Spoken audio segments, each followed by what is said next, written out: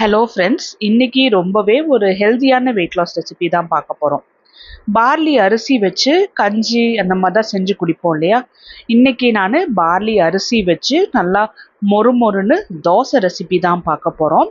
இதுக்கு சைட் டிஷ்ஷாகவுமே நல்ல ஒரு ப்ரோட்டீன் ரிச்சான முட்டை கிரேவி தான் நம்ம ரெடி பண்ண போகிறோம். கொஞ்சம் தொக்கு போல் ரெடி பண்ண போகிறோம். இந்த ரெசிபியோட ஃபுல் வீடியோ லிங்க் நான் கீழே பின் பண்ணியிருக்கேன். அதில் நான் உங்களுக்கு கரெக்டான மெஷர்மெண்ட்ஸ் எல்லாமே ஷேர் பண்ணியிருக்கேன். நம்ம சேனலில் அரிசி சேர்க்காம தான் ரெசிபீஸ் அப்லோட் பண்ணிகிட்ருக்கோம்.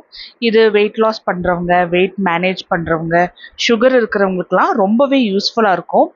ஏன்னா நம்ம வெயிட் லாஸ் பண்ணுறோம் அப்படின்னா முடிஞ்ச அளவுக்கு மாவுச்சத்து கம்மி பண்ணிவிட்டு புரதச்சத்து, நார்ச்சத்தெல்லாம் அதிகம் பண்ணிக்கிட்டோம் அப்படின்னா ஈஸியாக வெயிட் லாஸ் ஆகும். அது மட்டும் இல்லாமல் வெயிட் லாஸ் ஆகும்போது நமக்கு வரக்கூடிய டெஃபிசிட்டும் இல்லாமல் இருக்கும்.